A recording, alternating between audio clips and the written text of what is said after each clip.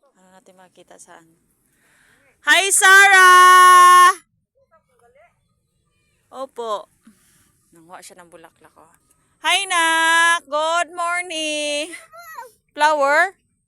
Nanguha siya ng bulaklak. Ano yan? Bulaklak naman. Lagay mo na naman dyan. Hmm? Oh, go na do, go.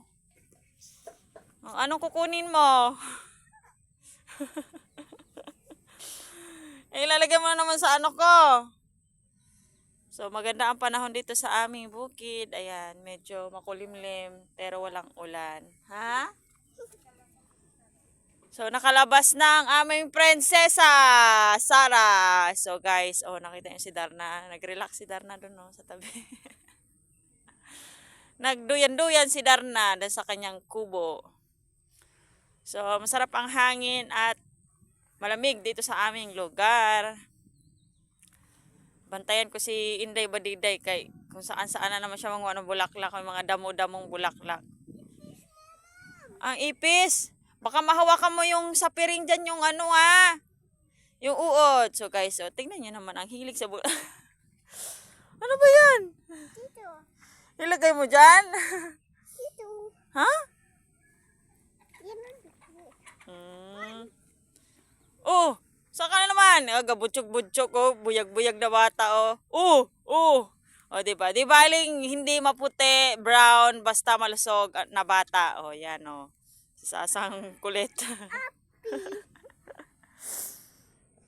Oh, ayusin mo.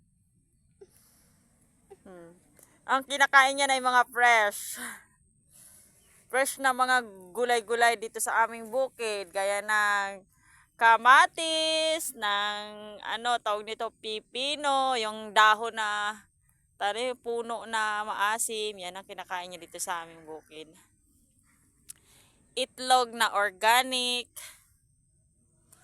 Yan ang kinakain ni Sasa dito sa aming bukid. Ano yan, Nak? Ang dami na naman bulaklak eh. Ayusin mo yung short mo. Parang nahuhubaran ka na. Oh. Huwag ka dyan, may snake dyan. Halika dito, dali. Ha? Tara na, ta.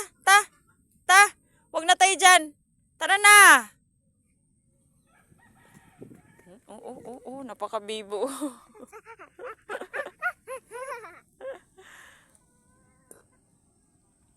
So, yan na muna guys, ang aking Marites Charot. Ang aking update ngayong araw.